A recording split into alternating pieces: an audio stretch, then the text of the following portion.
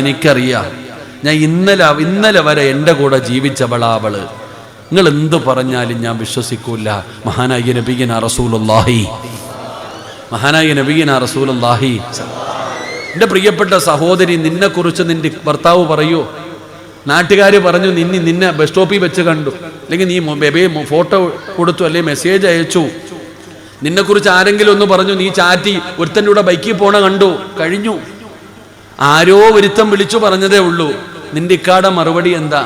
ഞാൻ വീട്ടിൽ വരുന്നതിന് മുമ്പേ നീ രക്ഷപ്പെട്ടേക്കാനാ പറയണേ. ഞാൻ 25 കൊല്ലം കൂടെ കടന്നതാ. 25 വർഷം 30 വർഷം കൂടെ കടന്ന ഭാര്യ ഏതോ ഒരുത്തം പറഞ്ഞു അങ്ങോട്ട് പോന്ന് കണ്ടെന്ന് മെസ്സേജ് എഴുതി, അല്ലെങ്കിൽ ബന്ധമുണ്ട്, കഴിഞ്ഞു, പൊക്കോളാൻ. അള്ളാഹു നമുക്ക് ഈമാൻ നൽകുമാറാകട്ടെ. അള്ളാഹ് ഈമാൻ നൽകുമാറാകട്ടെ. ആരാ പറയണേ? നീ ആരാ പറയണത്? ഭർത്താവ്. മൊബൈലുള്ളവരൊക്കെ ഒന്ന് കൈവക്കിക്കേ. ഇവിടെ സ്വന്തമായിട്ട് ഫോണുള്ളവരൊക്കെ ഒന്ന് കൈവക്ക്. എന്താ ബാക്കിയുള്ളവർക്കൊന്നും ഫോണില്ലേ? കള്ളം പറയണമെന്ന് നോക്കിയേ. ഇവിടെ സ്വന്തമായിട്ട് ഫോണുള്ളവരൊക്കെ ഒന്ന് കൈവക്കിക്കേ. അല്ലാഹു ഈമാൻ തരുമാറാകട്ടെ. ഈ ഫോണുണ്ടല്ലോ, ഇവിടെ ലക്ഷക്കണക്കിന് കോടിക്കണക്കിന് രൂപ വെക്കുന്ന SBIയോ സൗത്ത് ഇന്ത്യൻ ബാങ്കോ ഏത് ബാങ്കുമാകട്ടെ, അതിൻ്റെ ലോക്കറിൽ പോലും ഇല്ലാത്ത ലോക്ക ഈ ഫോണിൽ. അള്ളാഹു കാക്കുമാറാകട്ടെ.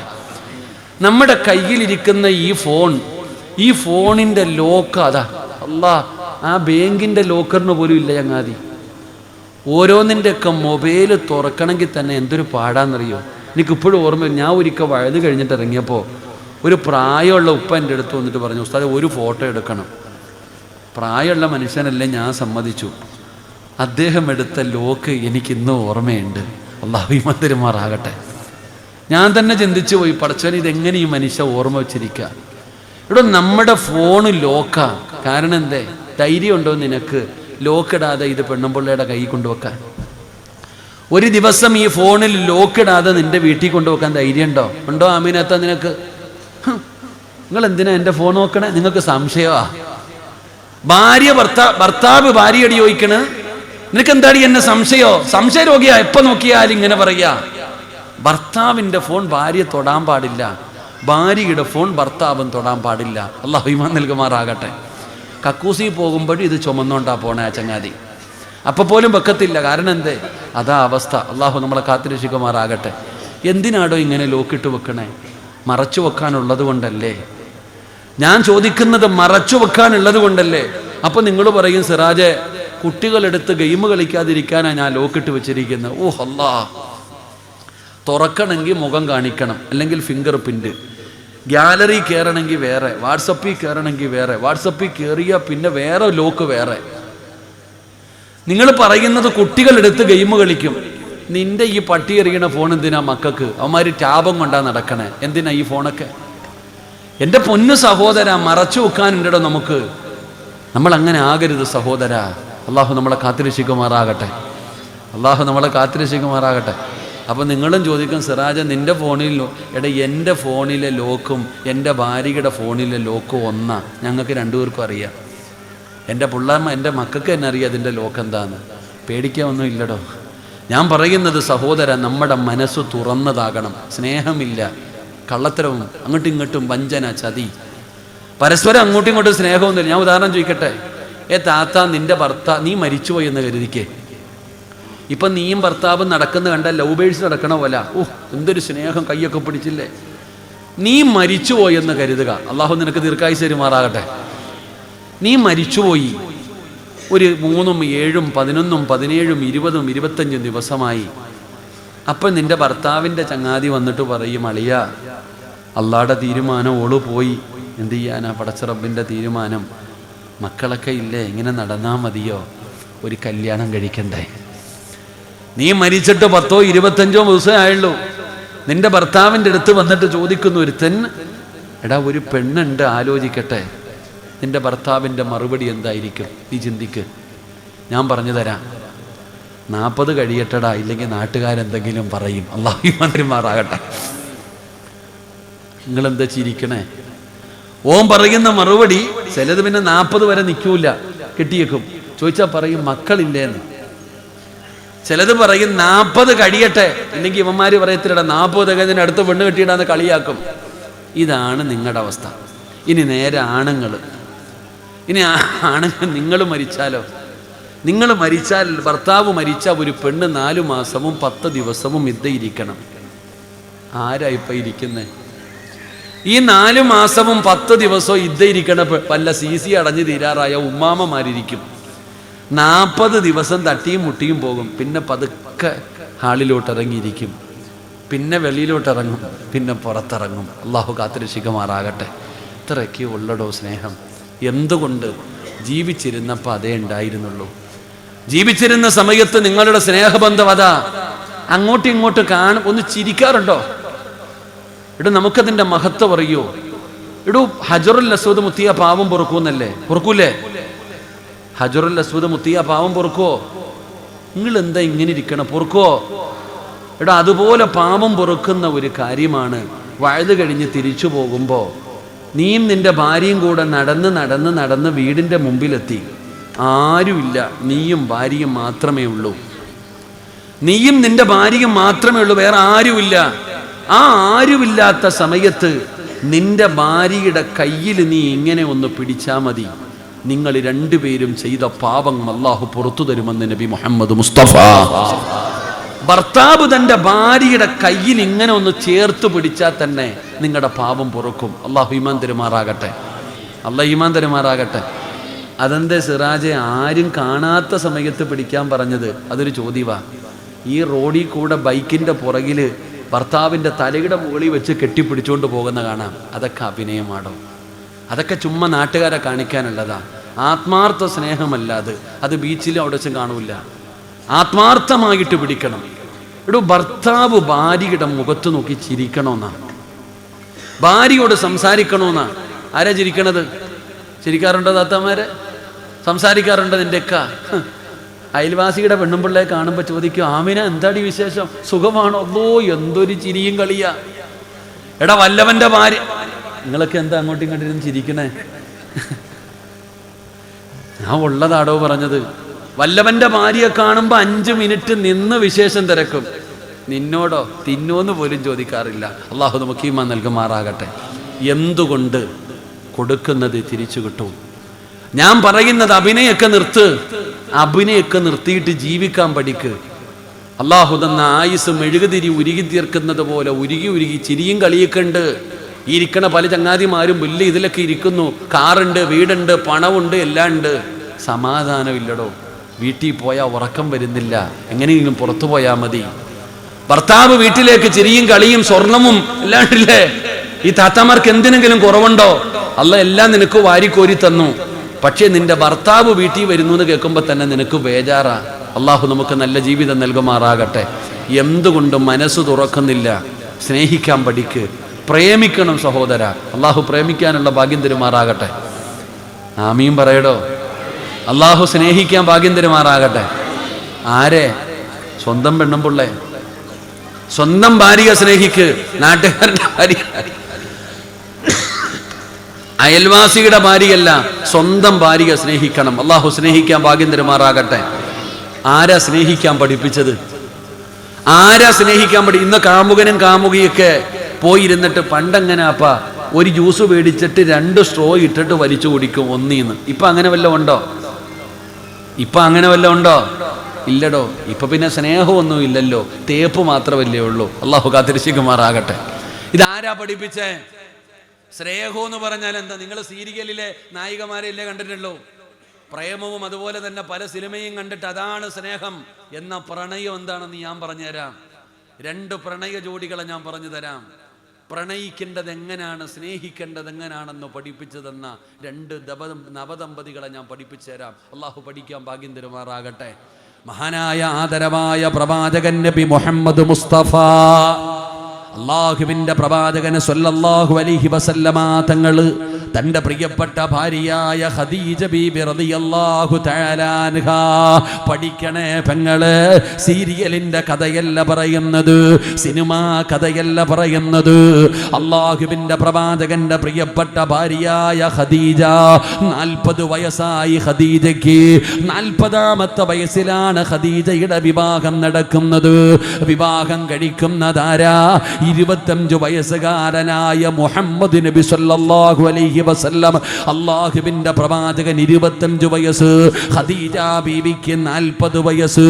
25 വയസ്സുകാരനായ മുഹമ്മദ് എന്ന് പറയുന്ന ചെറുപ്പക്കാരൻ, ഖദീജ എന്ന് പറയുന്ന 40 വയസ്സുള്ള സമ്പന്നയായ പെണ്ണിനെ വിവാഹം കഴിക്കുകയാ. റബ്ബേ, രണ്ടുപേരും കൂടെ 25 വർഷം ജീവിച്ചു പെങ്ങള്. അവരുടെ ജീവിതം 25 വർഷമാണ്, 25 കൊല്ലമാണ് അവര് ജീവിച്ചത്. പെണ്ണേ, 65 വയസ്സായി ഖദീജയ്ക്ക്. 65 വയസ്സായി ഖദീജയ്ക്ക്. ആ ഖദീജ 65ാമത്തെ വയസ്സിലും കുളിച്ച് റെഡിയായി വീടിന്റെ വാതിലിന്റെ മുമ്പിൽ നിൽക്കുകയാ. അല്ലാഹുവിന്റെ റസൂൽ എന്ന് പറയുന്ന ഭർത്താവിനെ സ്വീകരിക്കാൻ നബി തങ്ങൾ കടന്നു വന്നു. അല്ലാഹുവിന്റെ പ്രവാചകന് വീട്ടിലേക്ക് കടന്നു വരുമ്പോ ഖദീജ ചിരിക്കുന്ന മുഖത്തോടെ നബി തങ്ങളെ സ്വീകരിക്കുകയാണ്. വീടിന്റെ അകത്ത് കടന്നു വന്നു. ഭക്ഷണം എടുത്തു വെച്ചു, കഴിക്കാൻ ഭക്ഷണം എടുത്തു വെച്ചു. അല്ലാഹുവിന്റെ പ്രവാചകന് ഭക്ഷണം കഴിക്കാനിരുന്നു. ഇരിക്കു ഖദീജ, ഇരിക്കു ഖദീജ. അല്ലാഹുവിന്റെ റസൂൽ തന്റെ ഭാര്യയോട് പറഞ്ഞടുത്തിരിക്കാൻ. കഴിക്കു ഖദീജ. അല്ലാഹുവിന്റെ പ്രവാചകനും ഖദീജ ബീവിയും ഒരു പാത്രത്തിന്റെ അകത്ത് നിന്ന് ഭക്ഷണം കഴിക്കുകയാ. സ്നേഹമെന്ന് പറഞ്ഞാൽ ഇതാ പെങ്ങള്, സ്നേഹമെന്ന് പറഞ്ഞാൽ ഇതാണ്. നബി തങ്ങൾ തന്റെ ഖദീജയെ 65ാമത്തെ വയസ്സിൽ, വൃദ്ധയാണ്, പ്രായമായി, തന്റെ ഭാര്യയോട് പറഞ്ഞു ഇരിക്കാൻ. ഒരു പാത്രത്തിന്റെ അകത്തിരുന്ന് ഭക്ഷണം കഴിക്കുമ്പോ ഖദീജ ചോദിക്കുന്നു, യാ റസൂലല്ലാഹ്, അല്ലാഹുവിന്റെ നബിയേ, എനിക്കിത്തിരി ഭക്ഷണം വാരിത്തരുമോ നബിയേ? 16 വയസ്സുകാരിയല്ല, 65 വയസ്സുള്ള ഖദീജ ചോദിക്കുകയാണ് തന്റെ ഭർത്താവിനോട്, എനിക്കിത്തിരി ഭക്ഷണം വാരിത്തരുവോ? നബിതങ്ങൾ വാരിക്കൊടുത്തടോ, നബിതങ്ങൾ വാരിക്കൊടുത്തടോ. അല്ലാഹുവിന്റെ റസൂലിനോട് ചോദിക്കുന്നു, യാ റസൂലല്ലാഹ്, ഞാനിത്തിരി ഭക്ഷണം വാരിത്തരട്ടെ നബിയേ? അല്ലാഹുവിന്റെ റസൂല് പറഞ്ഞു ഭക്ഷണം വാരിക്കൊടുക്കാൻ. രണ്ടുപേരും അങ്ങോട്ടും ഇങ്ങോട്ടും വായിലേക്ക് ഭക്ഷണം വാരി വെച്ച് കഴിക്കുകയാണ്. ഭക്ഷണം കഴിച്ചു കഴിഞ്ഞു. അല്ലാഹുവിന്റെ റസൂൽ ഇങ്ങനെ ഇരിക്കുമ്പോ 65 വയസ്സുകാരിയായ ഖദീജ ബീബി റളിയല്ലാഹു തആല അൻഹ അല്ലാഹുവിന്റെ പ്രവാചകന്റെ അടുക്കലേക്ക് കടന്നു ചെന്നിട്ട്, യാ നബിയല്ലാഹ്, മുത്തി നബിയേ, ഞാനെന്നാ മടിയിലൊന്ന് തലവെച്ച് കിടക്കട്ടെ നബിയേ?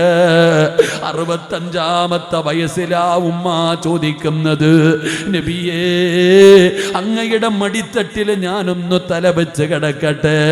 നബി തങ്ങൾ സമ്മതിച്ചടോ. ഖദീജ ബീബി നബി തങ്ങളുടെ മുഖത്ത് നോക്കിയിട്ട് ചിരിക്കുകയാണ്. എന്തേ ഖദീജ ചിരിക്കുന്നത്? എന്തേ ഖദീജ എന്നെ ഇങ്ങനെ നോക്കുന്നത്? യാ റസൂലല്ലാഹ്, എന്തൊരു സൗന്ദര്യവാ നബിയേ, നിങ്ങൾക്ക് എന്തൊരു ഗ്ലാമറാ നബിയേ? നബി തങ്ങൾ പറഞ്ഞു, ഖദീജ, എന്തേ ഖദീജ, 25 കൊല്ലം കൊണ്ട് എന്നെ കാണുന്നതല്ലേ ഖദീജ? ആദ്യമായിട്ട് കാണുന്നവരെ പോലെ നിനക്കെന്തു പറ്റി ഖദീജ? അല്ലാഹുവിന്റെ റസൂലിന്റെ കയ്യിലങ്ങ് പിടിക്കുകയാണ് ഖദീജ ബീബി റളിയല്ലാഹു തആല അൻഹ. നബി തങ്ങളുടെ കയ്യിൽ ഇങ്ങനെ മുറുകെ പിടിക്കുകയാ. ഖദീജയുടെ കണ്ണ് നിറയുകയാ. ഖദീജ ബീവിയുടെ കണ്ണ് നിറയുകയാണ്. അള്ളാന്റെ റസൂല് ചോദിച്ചു, എന്തേ ഖദീജ, നിനക്ക് എന്തു പറ്റി ഖദീജ? ഖദീജ ബീവി റളിയല്ലാഹു തആല അൻഹ അള്ളാന്റെ റസൂലിനോട് ചോദിക്കുന്നു, നബിയേ 25 വർഷമായി നമ്മൾ ഒരുമിച്ച് ജീവിക്കാൻ തുടങ്ങിയിട്ട്, 25 കൊല്ലമായി നമ്മൾ രണ്ടുപേരും ഒരുമിച്ച് ജീവിക്കാൻ തുടങ്ങിയിട്ട് എൻ്റെ ഭാഗത്ത് നിന്ന് എന്തെങ്കിലും തെറ്റു വന്നിട്ടുണ്ടെങ്കിൽ എനിക്ക് പൊരുത്തം തരുമോ നബിയേ? എനിക്ക് പൊരുത്തം തരുമോ നബിയേ? അള്ളാഹുവിന്റെ റസൂല് ചോദിച്ചു, എന്തേ ഖദീജ, നിനക്കെന്തു പറ്റി ഖദീജ? യാ റസൂലല്ലാഹ്, എൻ്റെ മരണമെടുത്തു നബിയേ, എൻ്റെ മരണമെടുത്തു നബിയേ, എനിക്ക് പൊരുത്തം തരുമോ നബിയേ? ഞാൻ മരിക്കാൻ പോകുകയാണ് നബിയേ. അള്ളാന്റെ റസൂല് വാ പൊത്തി പിടിച്ചടോ. ഖദീജ പറയല്ലേ, എന്തേ ഖദീജ നീ പറയുന്നത്? എന്തേ ഖദീജ നീ പറയുന്നത്? അള്ളാന്റെ റസൂൽ അവിടെ നിന്ന് വാ പൊത്തി പിടിച്ചു. എന്നിട്ട് പറഞ്ഞു, എനിക്ക് പൊരുത്തവാ ഖദീജ, എനിക്ക് നിന്നോട് പൊരുത്തവാ ഖദീജ. നീ എന്നോട് പൊരുത്തം ചോദിക്കരുത്. എന്റെ ഉമ്മ ഖദീജ ആരെന്നറിയോ? ഖദീജ ബീവി റളിയല്ലാഹു തആല അൻഹ ആരെന്നറിയോ?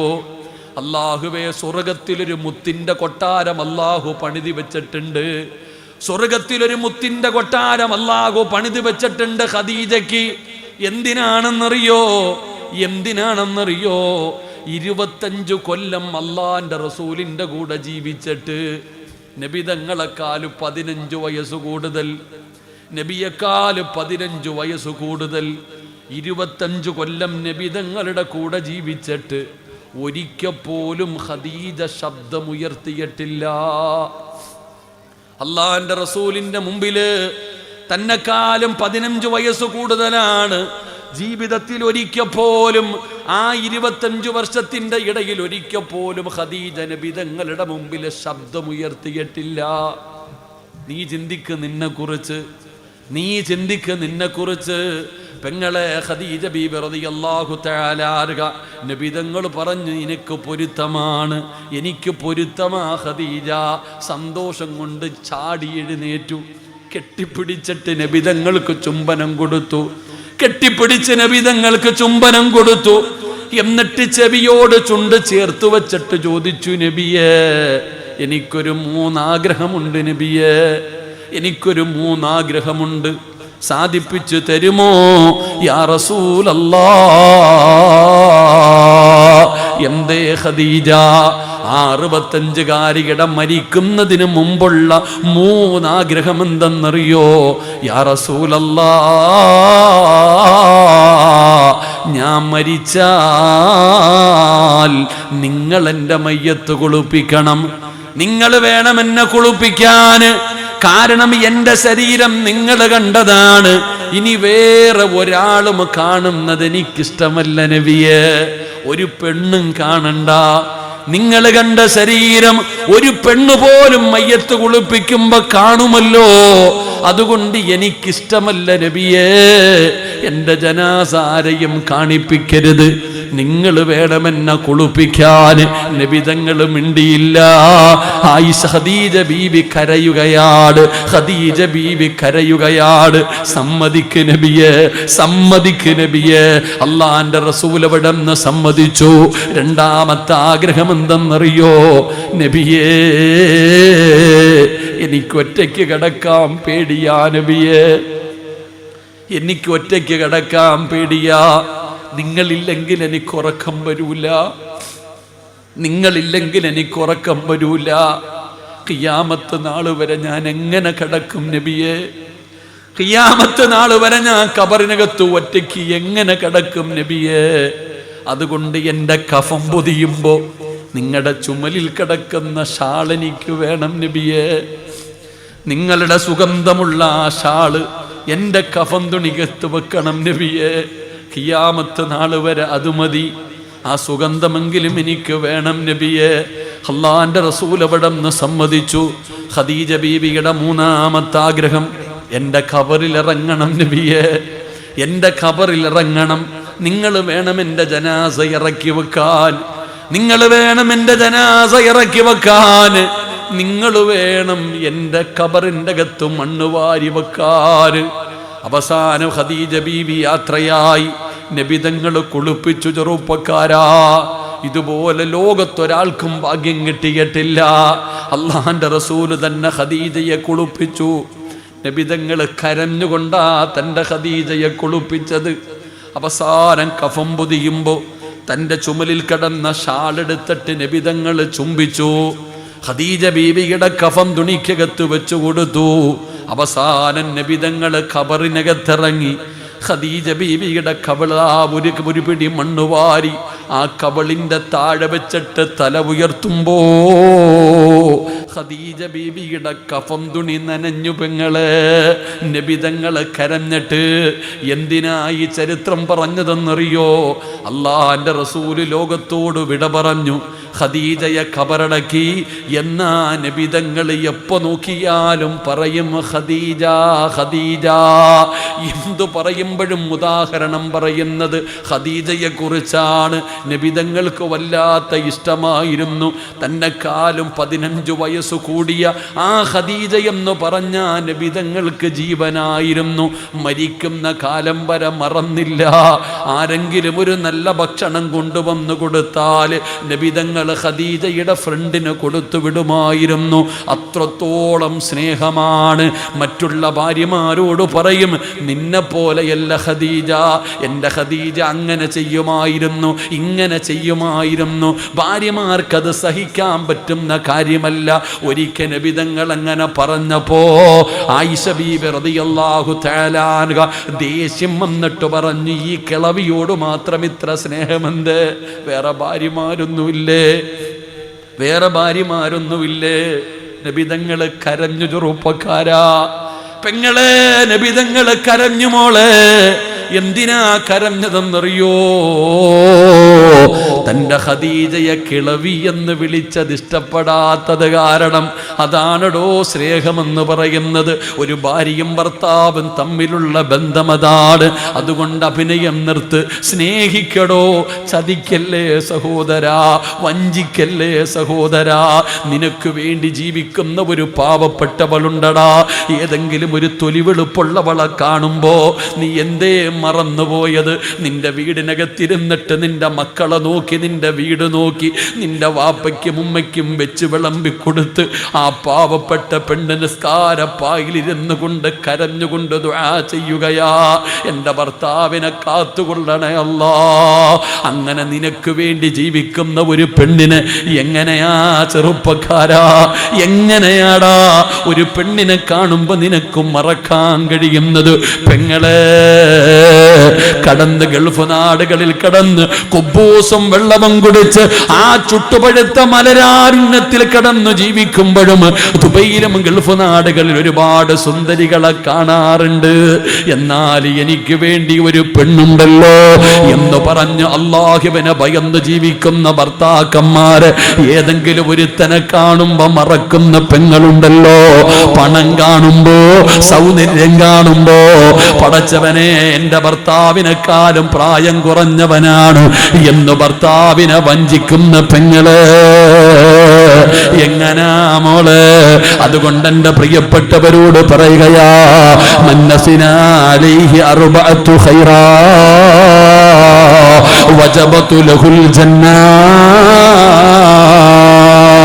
4 പേര് പറഞ്ഞ സ്വർഗമാണ്. ഒന്ന് ചങ്ങാതിയാണ്, ഒന്ന് കൂട്ടുകാരനാണ്, 2 നിന്റെ കൂടെ കിടക്കുന്ന നിന്റെ ഭാര്യ, നിന്റെ കൂടെ കിടക്കുന്ന നിന്റെ ഭർത്താവ്. നീ നല്ലവനാണെന്ന് പറഞ്ഞ, നീ നല്ലവനാണെന്ന് പറഞ്ഞ വജബതു ലഹുൽ ജന്നാ. അല്ലാഹുവേ, നീ ഞങ്ങൾക്ക് സ്വർഗം നൽകണേ അല്ലാ. പടച്ചവരെ, മരിക്കുന്ന സമയം പൊരുത്തത്തോടുകൂടി മരിക്കാതെ നീ ഭാഗ്യം തരണേ അല്ലാ. ഞങ്ങളുടെ മനസ്സുകൾ അടുപ്പിക്കണേ അല്ലാ. ഞങ്ങളുടെ കുടുംബ ജീവിതത്തിൽ നീ ബറക്കത്ത് നൽകണേ അല്ലാ. നീ എത്ര വലിയ ആളാണെങ്കിലും നിന്റെ ഭാര്യ നല്ലവളല്ലെങ്കിൽ നീ പേടിക്കണം. അള്ളാഹു നമ്മളെ കാക്കുമാറാകട്ടെ. നീ എത്ര നല്ലവനാണെങ്കിലും നീ നിസ്കരിക്കും, നോമ്പ് പിടിക്കും, ഖുർആൻ ഓതും, ഹജ്ജ് ചെയ്യും, ഉംറ ചെയ്യും, സദക്ക കൊടുക്കും, എല്ലാം നീ ചെയ്യും. പക്ഷെ നിന്റെ ഭാര്യ നല്ലവളല്ലെങ്കിൽ നീ എത്ര നല്ലവനാണെങ്കിലും പേടിക്കണം. അള്ളാഹു കാക്കുമാറാകട്ടെ. എന്തുകൊണ്ടാ ഞാൻ പറഞ്ഞു തരാം. 950 വർഷക്കാലം ദഅവത്ത് നടത്തിയ നബിയാണ് നൂഹ് നബി അലൈഹിസ്സലാം. എത്ര കൊല്ലം?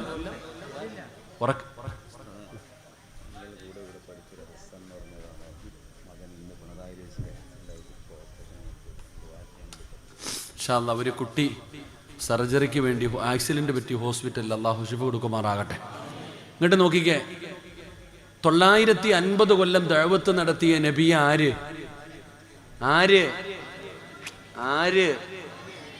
950 കൊല്ലം വഅദ് പറഞ്ഞ പ്രവാചകൻ. വേറെ ആരെങ്കിലും അത്രയും പറഞ്ഞിട്ടുണ്ടോ? ഇല്ല. അതുപോലെ വഅദ് പറഞ്ഞ വേറെ ഒരു നബിയില്ല. ഈ നബി രാവിലെ മുതൽ വൈകുന്നേരം വരെ വഅദ് പറഞ്ഞു. പക്ഷെ ഈ നബിയുടെ ഭാര്യ അള്ളാഹിനെ കൊണ്ട് വിശ്വസിച്ചോ? ഇല്ല. വിശ്വസിച്ചോ? ഇല്ല. ഈ നബിയുടെ മകൻ തൂഫാൻ എന്ന് പറയുന്ന ജലപ്രളയം ഉണ്ടായപ്പോൾ നൂഹ് നബി കപ്പലിൽ അള്ളാഹിനെ കൊണ്ട് വിശ്വസിച്ചവരെയും കൊണ്ട് കപ്പലിൽ ഇങ്ങനെ പോവാ. അപ്പോഴാ മോൻ ഇങ്ങനെ വെള്ളത്തിൽ കിടന്ന് മുങ്ങുന്നുണ്ട്. നൂഹ് നബി വിളിച്ചു, യാ ബുനയ്യ, ഉപ്പച്ചിയുടെ പൊന്നുമോനെ കേറടാ, വാപ്പച്ചിയുടെ പൊന്നുമോൻ കേറ്. ഇന്ന് ഉപ്പ പറയണ കേക്കും മോനെ, അല്ലാടാ അതാവാടാ, എടാ മരിച്ചു പോകൂടാ, രക്ഷപ്പെടത്തില്ലടാ. ഉപ്പ പറയണത് കേക്ക്, വാപ്പാടെ കൂടെ കപ്പലിൽ കയറ്. മോൻ പറഞ്ഞത്, വാപ്പാടെ പണി നോക്കിക്കോ, ഞാൻ ആ മലമുകളിൽ കയറി രക്ഷപ്പെടും. മരിച്ചു പോയടോ. അള്ളാഹു ഈമാൻ തരുമാറാകട്ടെ. തൻ്റെ കണ്ണിൻ്റെ മുമ്പിൽ കിടന്നിട്ട് മുങ്ങി മരിച്ചു. ആരുടെ മകൻ? ഒരു പ്രവാചകൻ. ലൂത്ത് നബി അലൈഹിസ്സലാം, അതും പ്രവാചകനാ. ആ ലൂത്ത് നബിയുടെ ഭാര്യ അള്ളാഹിനെ കൊണ്ട് വിശ്വസിച്ചോ? ഇല്ല. മക്കളും പോയി. അള്ളാഹു കാത്തിരക്ഷിക്കുമാറാകട്ടെ. ഇതാ ഞാൻ പറഞ്ഞേ, നീ എത്ര വലിയ ആളാണെന്ന് പറഞ്ഞിട്ടും കാര്യമില്ല. നീ രാവിലെ ജോലിക്ക് പോകുമ്പോൾ നിന്റെ മക്കൾ ആരുടെ കയ്യിലേൽപ്പിച്ചിട്ടാ പോന്നേ? ആരെ കയ്യിലേൽപ്പിച്ചിട്ടാ പോണേ? പറ കാക്കാമാർ, ആരെ കയ്യിലേൽപ്പിച്ചിട്ട്? നിന്റെ ഭാര്യയുടെ കയ്യിൽ. ഓള് നല്ലവളല്ലെങ്കിൽ എന്ത് ചെയ്യും? മൊബൈൽ എടുത്ത് മകളുടെ കയ്യിൽ കൊടുത്തിട്ട് പറയും, നീ റീല് പിടിക്ക്, ഞാൻ ഡാൻസ് ചെയ്യാം. ഉമ്മ മോളുടെ കൈ കൊടുത്തിട്ട് പറയും പിടിച്ചോളാൻ. എന്നിട്ട് ഉമ്മ അങ്ങോട്ട്, ഇപ്പൊ പാട്ടാണല്ലോ മൊത്തം, ഇല്ലേ? ഇപ്പൊ റീലാണല്ലോ. അങ്ങനെ ആദ്യം ഉമ്മയുടെ ഡാൻസ് മോള് പിടിക്കും. കൊള്ളാം ഉമ്മ, സൂപ്പർ, ഇനി ഞാൻ ചെയ്യാം, ഉമ്മ പിടിക്ക്. അള്ളാഹു കാത്തിരക്ഷിക്കുമാറാകട്ടെ. ഇതാ അവസ്ഥ. അള്ളാഹു കാത്തിരക്ഷിക്കുമാറാകട്ടെ. ഇനി പറ, അള്ളാഹു നമ്മുടെ ഭാര്യമാരെ നന്നാക്കി തരുമാറാകട്ടെ. അള്ളാഹു നമ്മുടെ ഭാര്യമാരെ നന്നാക്കി തരുമാറാകട്ടെ. നമ്മുടെ ഭാര്യമാർ, അപ്പോൾ നിങ്ങൾ പറയും, സിറാജ് ഉസ്താദെ ഓള് എങ്ങനെയല്ലേ, ആകെ പ്രശ്നം ഉസ്താദെ. ഇവിടെ നിങ്ങളുടെ ഭാര്യ നന്നാകണോ? നിങ്ങളുടെ ഭാര്യ നന്നാകണോ? നിങ്ങളുടെ മക്കൾ നന്നാകണോ? നിങ്ങൾക്കൊരു നല്ല ജീവിതം വേണോ? ഞാനൊരു വഴി പറഞ്ഞു തരാം. അള്ളാഹു ചെയ്യാൻ ഭാഗ്യം തരുമാറാകട്ടെ. സന്തോഷമുള്ള ജീവിതം വേണോ? എത്ര മോശമായ സ്വഭാവമുള്ള ഭാര്യയാണെങ്കിലും ഞാൻ നന്നാക്കി തരാം. ഏതാത്തമാരെ, നിങ്ങളുടെ ഭർത്താക്കന്മാര് എന്താ പറയുക? ഇവിടെ ഭർത്താവിന് എന്താ പറയുക? ഭർത്താവിനെ വിളിക്കുക. ചീത്ത വിളിക്കാതിരുന്നാൽ മതിയില്ലേ? ആപ്പളയെന്നോ എന്ത് വേണേലും വിളി. അല്ലോ, ഞാൻ എന്തും പറയുന്നില്ല അവിടെ. എന്താ ഇപ്പം നിങ്ങളൊക്കെ വിളിക്കുക ഭർത്താവിനെ? പേര് വിളിക്കുവോ? എടാ വാടാ പോടാന്നാ വിളിക്കണേ, അല്ലേ? പ്രേമിച്ച് കെട്ടിയതല്ലേ? എടാ വാടാ പോടാ ബന്ധമല്ലേ? ചില പെണ്ണുങ്ങൾ ഭർത്താവിൻ്റെ പേര് വിളിക്കും, ഇല്ലേപ്പാ? പേര് വിളിക്കൂല്ലേ? നീ എന്തിനാ മനുഷ്യ ഭർത്താവ് എന്ന് പറഞ്ഞ് നടക്കണേ? താത്താമാര്, ചില പെണ്ണുങ്ങൾ ഭർത്താവിൻ്റെ പേര് വിളിക്കും. ഉമ്മാനെ എന്താ വിളിക്കണത്?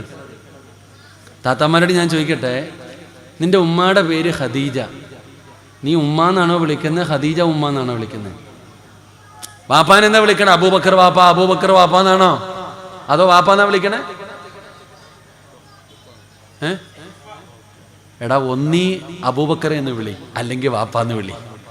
ഒന്നീ ഖദീജ എന്ന് വിളി, അല്ലെങ്കിൽ ഉമ്മാന്ന് വിളി. രണ്ടും കൂടെ വേണ്ട. അതുകൊണ്ട് ഒന്നീ ഭർത്താവിൻ്റെ പേര് വിളിക്കരുത്. അതൊരു ബഹുമാനമാണ്, ഒരു സ്ഥാനം കൊടുക്കണം. പണ്ടത്തെ പെണ്ണുങ്ങൾ ഏയ് എന്നെ വിളിക്കുക, ഏയ് നിങ്ങൾ അല്ലേ കുട്ടികളുടെ ഉപ്പ എന്നാ വിളിക്കുക ചിലരൊക്കെ. അല്ലാഹു അഅലം. പടച്ചോ നമ്മളെ കാത്തിരക്ഷിക്കുമാറാകട്ടെ, ഉറക്കപ്പറന്ന് കാത്തിരക്ഷിക്കുമാറാകട്ടെ. ഇന്ന് വീട്ടിൽ ചെല്ലുമ്പോൾ അറിയാം, ഇന്ന് വീട്ടിൽ ചെല്ലുമ്പോൾ ഭർത്താവിനോട് ഭാര്യ ചില ചോദ്യങ്ങൾ ചോദിക്കും, ഭാര്യ ഭർത്താവിനോടും ചില ചോദ്യങ്ങൾ ചോദിക്കും. കുടുംബകലഹം തുടങ്ങിയേക്കരുത്. അള്ളാഹു നന്നാക്കി തരുമാറാകട്ടെ, നന്നാകാനുള്ളൊരു വഴി പറഞ്ഞു തരട്ടെ. ഭാര്യയും നന്നാവും, മക്കളും നന്നാകും, വീടും നന്നാകും. നിങ്ങളുടെ വീട് സ്വർഗമാകും. അള്ളാഹു നമ്മുടെ വീട് അങ്ങനെ ആക്കി തരുമാറാകട്ടെ. അള്ളാഹു നമ്മുടെ വീട് അങ്ങനെ ആക്കി തരുമാറാകട്ടെ. നമ്മുടെ വീട് സ്വർഗമാകും. സ്വർഗമാകാനുള്ള വഴി എന്താ? നിങ്ങളെ കൊണ്ട് കഴിയുന്ന സദക്ക നിങ്ങൾ ചെയ്യേ. നിങ്ങൾ എത്രത്തോളം, ഞാൻ വെറുതെ പറഞ്ഞല്ല. എടാ നിങ്ങൾ ചോദിക്കാറുണ്ടല്ലോ സിറാജ് ഉസ്താദേ ഒരു സാലിഹത്തായ ഭാര്യയെ വേണം. ഓ, എല്ലാവർക്കും അതാ വേണ്ടത്. കല്യാണം കഴിക്കാനിരിക്കുന്ന ആണിനോടും പെണ്ണിനോടും ഞാൻ പറയുന്നു, നിങ്ങൾക്കിടെ വിവാഹ ജീവിതത്തിൽ അള്ളാനെ പേടിയുള്ള ഒരാളെ വേണോ? സദക്ക കൊടുത്താൽ മതി. പെണ്ണ് കാണാൻ പോകുമ്പോൾ സദക്ക കൊടുത്തിട്ട് പോ. പെണ്ണ് കാണാൻ പോകുമ്പോൾ എന്ത് കൊടുത്തിട്ട് പോകണം? സദക്ക കൊടുത്തിട്ട് പോകണം. എങ്കിൽ നല്ല പെണ്ണ് കിട്ടും. ഞാൻ ചുമ്മാതെ പറഞ്ഞല്ല, ഞാൻ തെളിവ് പറഞ്ഞുതരാം. മൂസാ നബി അലൈഹിസ്സലാം ഒരാളെ ഒറ്റ അടി കൊടുത്തു, ഓൻ മരിച്ചുപോയി. അങ്ങനെ മൂസാ നബി ഇങ്ങനെ നിൽക്കുമ്പോഴാണ് ഒരാൾ വന്നിട്ട് പറഞ്ഞു, മൂസാ ഫിർഔനിന്റെ പട്ടാളം വരുന്നുണ്ട് നിന്നെ പിടിക്കാൻ, നീ ആ കൊന്നേന്ന് മനസ്സിലായി, വേണമെങ്കിൽ രക്ഷപ്പെട്ടോളാൻ. മൂസാ നബി അലൈഹിസ്സലാം നിന്ന വസ്ത്രത്തോടുകൂടി മദിയൻ എന്ന് പറയുന്ന രാജ്യത്തേക്ക് നാട് വിട്ടു. ഒന്നുമില്ല മൂസാ നബിയുടെ കയ്യിൽ. മൂസാ നബി നാട് വിട്ടു മദിയൻ എന്ന് പറയുന്ന രാജ്യത്ത് ചെന്നപ്പോ നോക്കുമ്പോൾ ഒരു വെള്ളം കോരുന്നതിന് വേണ്ടി വലിയ തിരക്ക്. ആണുങ്ങൾ കിടന്ന് ഇടികൂടുക, ആണുങ്ങളും പെണ്ണുങ്ങളൊക്കെ കിടന്ന് തിരക്ക് കൂട്ടുന്നു. മൂസാ നബി നോക്കുമ്പോൾ 2 പെൺകുട്ടികൾ മാത്രം ഇങ്ങനെ പാത്രവും പിടിച്ചു. നിങ്ങൾ രണ്ടുപേരും വെള്ളമെടുക്കാൻ പോകുന്നില്ലേ? അപ്പൊ ഈ പെൺകുട്ടികൾ പറഞ്ഞു, ഞങ്ങൾക്ക് ലജ്ജയാ ആണുങ്ങളുടെ ഇടയിൽ പോയി കയറാൻ. ഓ, ആ ആണുങ്ങളുടെ ഇടയിൽ പോയി ഇടിച്ചു കയറി വെള്ളം കോരാൻ ഞങ്ങൾക്ക് നാണവാ, ലജ്ജയുണ്ട് ഞങ്ങൾക്ക്, അതുകൊണ്ടാണ് ഞങ്ങൾ മാറി നിൽക്കണേ. അപ്പൊ മൂസാ നബി ചോദിച്ചു, നിങ്ങളുടെ വീട്ടിൽ ആണുങ്ങൾ ആരും ഇല്ലേ? ഇതാ വല്ലാത്ത ആരോഗ്യ. മൂസാ നബി പോയിട്ട് ഈ 2 പെൺകുട്ടികളുടെ കയ്യിൽ വെള്ളം കോരിക്കൊണ്ട് വന്ന് കൊടുത്തു. അവര് പോയി. മൂസാ നബി അലൈഹിസ്സലാം ഒരു മരത്തിന്റെ ചുവട്ടിൽ കയറിയിട്ട് അള്ളാഹിനോട് പറഞ്ഞു, പടച്ചോനെ ഒരൊറ്റ മനുഷ്യനെ എനിക്കറിയില്ല, നാട് വിട്ടു വന്നിരിക്കുക, അല്ലാ നീ എന്നെ സഹായിക്കണം. ഇരുന്നുറങ്ങി മൂസാ നബി. കുറച്ചു കഴിഞ്ഞപ്പോൾ ഈ പെൺകുട്ടികൾ വന്നിട്ട് വിളിക്കുന്നു, ചെറുപ്പക്കാരാ, ഞങ്ങളുടെ വാപ്പച്ചി വിളിക്കുന്നു നിങ്ങളെ, ഞങ്ങളെ സഹായിച്ചതിന് പ്രതിഫലം തരാൻ, ഞങ്ങൾക്ക് വെള്ളം കോരി തന്നതിന് പ്രതിഫലം തരാൻ ഞങ്ങളുടെ വാപ്പ വിളിക്കുന്നു. നൂഹ് നബിയെ വിളിച്ചു ഇറങ്ങി വരാൻ മൂസാ നബി വിളിച്ചു. മൂസാ നബി ഇറങ്ങി വന്നപ്പോൾ ഈ പെൺകുട്ടികൾ പറഞ്ഞു, നിങ്ങൾ മുമ്പിൽ നടക്ക്, ഞങ്ങൾ പുറകിൽ നിന്ന് വഴി പറഞ്ഞു തരാം. അള്ളാഹു ഈമാൻ തരുമാറാകട്ടെ. എങ്ങനെ പറഞ്ഞേ? വഴി കാണിക്കുന്നവൻ എങ്ങനെ സാധാരണ കാണിക്കുന്നത്? മുന്നിലല്ലേ പോകാറ്. പക്ഷെ ഈ പെൺകുട്ടികൾ എന്ത് പറഞ്ഞു? ഞങ്ങൾ പുറകിൽ നിന്ന് വഴി പറഞ്ഞു തരാൻ, നിങ്ങൾ മുമ്പിൽ നടക്ക്. അതിനകത്തുണ്ട് പഠിക്കാൻ ചിലതൊക്കെ. അങ്ങനെ നടന്ന് ആ വീടിന്റെ മുറ്റത്ത് ചെന്നു. ആരുടെ വീടാണ്? മഹാനായ ശുഐബ് നബി അലൈഹിസ്സലാം. ശുഐബ് നബിയുടെ മക്കളായി ഇവർ രണ്ടുപേരും. ശുഐബ് നബിയോട് മൂസാ നബി നടന്ന സംഭവമൊക്കെ പറഞ്ഞു. അപ്പൊ ജോലിയില്ല, കല്യാണം കഴിച്ചിട്ടില്ല, ബന്ധുക്കളില്ല, ഒന്നുമില്ല. അപ്പൊ ശുഐബ് നബി പറഞ്ഞു, എൻ്റെ മൂത്ത മകളെ ഞാൻ നിനക്ക് വിവാഹം കഴിച്ചു തരാം. തൻ്റെ മൂത്ത മകളെ വിവാഹം കഴിച്ചു കൊടുത്തു. 9-10 വർഷം എൻ്റെ ആട് മേയ്ക്കണം, ജോലിയും കൊടുത്തു. അല്ലാഹു ഈമാൻ തരുമാറാകട്ടെ. എന്ത് ചെയ്തപ്പോ? ഒരു സാലിഹത്തായ ഭാര്യയും കിട്ടി. എന്ത് ചെയ്തപ്പോ? ഇത്തിരി വെള്ളം കോരി കൊടുത്തപ്പോ. അല്ലാഹു നമുക്ക് ഈമാൻ തരുമാറാകട്ടെ. ഇത് ഞാൻ പറഞ്ഞതല്ല, ഖുർആനിൽ അല്ലാഹു പറഞ്ഞ ചരിത്രമാണ്. ഒരിത്തിരി വെള്ളം കോരി കൊടുത്തപ്പോൾ ഇത്ര പ്രതിഫലം കിട്ടിയെങ്കിൽ ഇവരൊക്കെ ചെയ്യുന്നതിനുള്ള പ്രതിഫലം എന്തായിരിക്കും? ക്യാൻസർ രോഗികൾ, കിഡ്നി രോഗികൾ, ഡയാലിസിസ് ചെയ്യുന്നവർ, പടച്ചവൻ ആരാരും ഇല്ലാത്തവർ, ഈ പാപങ്ങൾക്ക് കൊടുക്കുന്ന ഈ സഹായത്തിന് അല്ലാഹു ഇവർക്ക് കൊടുക്കുന്ന പ്രതിഫലം എന്തായിരിക്കും? ഇതാ ഞാൻ പറഞ്ഞേ, സദക്ക കൊടുത്ത സാലിഹത്തായ ഭാര്യയും കിട്ടും, സന്തോഷമുള്ള ജീവിതവും കിട്ടും. അല്ലാഹു നമുക്ക് ഈമാൻ നൽകുമാറാകട്ടെ. അതുകൊണ്ട് എൻ്റെ പ്രിയപ്പെട്ട സഹോദരങ്ങളെ, സംഘാടകർ നിങ്ങളുടെ കയ്യിലേക്ക് ഒരു പേപ്പർ തരുന്നുണ്ട്. നിങ്ങളെ കൊണ്ട് എന്താ കൊടുക്കാൻ പറ്റുക? നിങ്ങളെ കൊണ്ട് എന്താ ചെയ്യാൻ കഴിയുക? ഇൻഷാ അല്ലാഹ് നിങ്ങൾ അതിനകത്തേക്കൊന്ന് എഴുതി കൊടുക്ക്. അല്ലാഹു തരുന്ന ഒരു പ്രതിഫലം പറയാ. അല്ലാഹു നിങ്ങൾക്ക് തരുന്നത് സ്വാലിഹത്തായ ഭാര്യയാണ്, സ്വാലിഹായ ഭർത്താവാണ്. പെണ്ണേ, സ്വാലിഹീങ്ങളായ മക്കളെ അല്ലാഹു തരും. പെങ്ങള്, നിന്റെ ശരീരത്ത് കിടക്കുന്ന ഒരു സ്വർണ്ണമൂരിയിട്ട് പാവപ്പെട്ട ക്യാൻസർ രോഗികൾ, അല്ലാഹുവേ എന്തൊരു വേദനയാണെന്നറിയോ. ആ പാവപ്പെട്ട രോഗികളെ സഹായിക്കുന്നവരാണ്. പടച്ചവനെ, ഓരോ ഡയാലിസിനും എത്ര രൂപയാണ്? ആഴ്ചയിൽ 3-4 ഡയാലിസ് നടത്തുന്നവർ, ഇതുപോലെ വാരാരുമില്ലാതെ കഷ്ടപ്പെടുന്ന പാവങ്ങൾക്ക് താങ്ങുമ തണലുമായി നിൽക്കുന്ന പ്രസ്ഥാനമാണ് സഹോദരാ. പടച്ചവനെ, നിങ്ങൾക്ക് കഴിയുമോ? അല്ലാഹു തന്നതിൽ നിന്നൊരൽപ്പം കൊടുക്കാൻ നിങ്ങൾക്ക് കഴിഞ്ഞ ഒരു അതിഥി വരുമുമ്മ കളയിലിരുന്ന് കരയുകയാ പെങ്ങള്. ഉമ്മാനെ കാണാതെ വന്നപ്പോ അനസ് എന്ന് പറയുന്ന ചെറിയ മകൻ വീടിന്റെ അകത്ത് കടന്നു ചെന്നു. എന്തു പറ്റിയുമ്മ? മോനെ, ഇന്ന് നിനക്ക് കഴിക്കാനുള്ള ഭക്ഷണമേ ഉള്ളൂ. ആ പാവപ്പെട്ട മനുഷ്യന് കൊടുക്കാൻ ഭക്ഷണമില്ല. അല്ലാഹുവേ, 3 പേരും അടുക്കളയിലിരിക്കുകയാണ്. അപ്പോഴാണ് സ്വാലിഹത്തായ ഭാര്യ, പെണ്ണെ പഠിക്കണേ, ഉമ്മു സുലൈം എന്ന് പറയുന്ന സ്വാലിഹത്തായ ഭാര്യ പറയുകയാ, ഞാനൊരു വഴി പറഞ്ഞു തരാ, ഞാനൊരു വഴി പറഞ്ഞു തരാ. എന്താ വഴി എന്നറിയോ? ഈ ഭക്ഷണം ഒരു പാത്രത്തിലിടാ, എന്നിട്ട് നിങ്ങൾ 3 പേരും കൂടെ ഒരുമിച്ച് കഴിക്കാനിരിക്കണം. ഈ ഭക്ഷണത്തിന്റെ ചുറ്റുഭാഗത്ത് 3 പേരും കൂടെ ഒരുമിച്ച് കഴിക്കാനിരിക്കണം.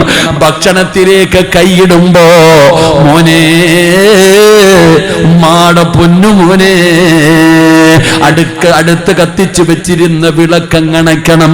എന്റെ മോന് കൈകൊണ്ട് തട്ടിയിട്ട് വിളക്കണക്കണം.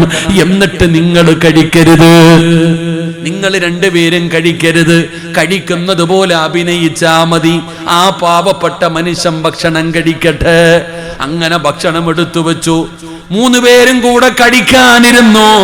അനസ് റളിയല്ലാഹു തആല അൻഹു ചെറിയ മകനാ, വല്ലാത്ത വിശപ്പാ.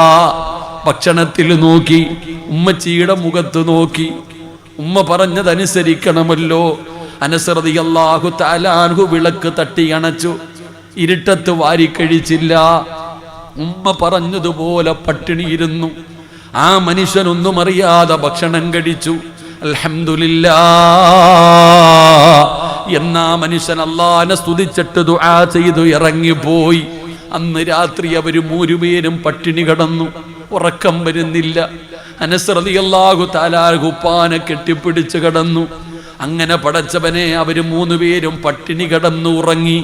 സുബഹിയുടെ ബാങ്ക് വിളിച്ചു. അബൂ തൽഹ റളിയല്ലാഹു തആല അൻഹു ചാടി എഴുന്നേറ്റിട്ട് പറഞ്ഞു, ഉമ്മു സുലൈം എഴുന്നേക്ക്, മകനെ വിളി നിസ്കരിക്കാൻ പോണം.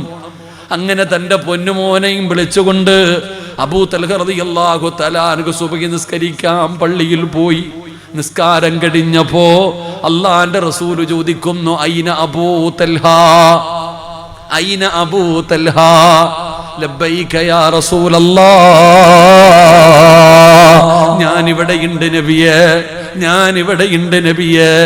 അല്ലാഹുവിന്റെ റസൂൽ 2 പേരെയും അടുത്ത് വിളിച്ചു. ഉപ്പാനെയും മോനെയും അടുത്ത് വിളിച്ചിട്ട് അല്ലാഹുവിന്റെ റസൂൽ പറഞ്ഞു, തൽഹാ, ഇന്നലെ വിളക്കണച്ചിട്ട് നടത്തിയ വിരുന്ന് അല്ലാഹുവിന് വല്ലാതെ ഇഷ്ടപ്പെട്ടു. അബൂ തൽഹ, അബൂ തൽഹ റളിയല്ലാഹു തആല അൻഹു ചോദിച്ചു, നബിയേ, എന്റെ വീടിനകത്ത് നടന്നത് നിങ്ങൾ എങ്ങനെ അറിഞ്ഞു നബിയേ? അല്ലാഹുവിന്റെ റസൂൽ പറഞ്ഞു, ജിബ്രീൽ വന്നു. അല്ലാഹുവിന്റെ റസൂൽ പറയുകയാ, 7 ആകാശം കടന്ന് ജിബ്രീൽ വന്നു. ഖുർആനിൽ ആയത്തിറങ്ങി നിന്റെ വീടിനെ കുറിച്ച്. വല്ലദീന തബവ്വഉദ്ദാറ വൽ ഈമാന മിൻ ഖബ്ലിഹിം യുഹിബ്ബൂന മൻ ഹാജറ ഇലൈഹിം വലാ യജിദൂന ഫീ സുദൂരിഹിം ഹാജതൻ മിമ്മാ ഊതു വയുസിറൂന അലാ അൻഫുസിഹിം വലൗ കാന ബിഹിം ഖസാസാ. അല്ലാഹുവിന്റെ ഖുർആനിൽ ഒരേ ഒരു വീടിനെ കുറിച്ച് പറഞ്ഞിട്ടുള്ളൂ. അത് അബൂ തൽഹയുടെ വീടാണ്, അത് അബൂ തൽഹയുടെ വീടാണ്. അല്ലാഹുവിന്റെ റസൂൽ പറഞ്ഞു, തൽഹ, നീയും നിന്റെ ഭാര്യയും മകനും കൂടെ സദക്ക കൊടുത്തിട്ട് കിടന്നുറങ്ങുന്നത് കാണാ. ആകാശത്ത് നിന്നും മലക്കുകൾ ഇറങ്ങി വന്നു. അബൂ തൽഹ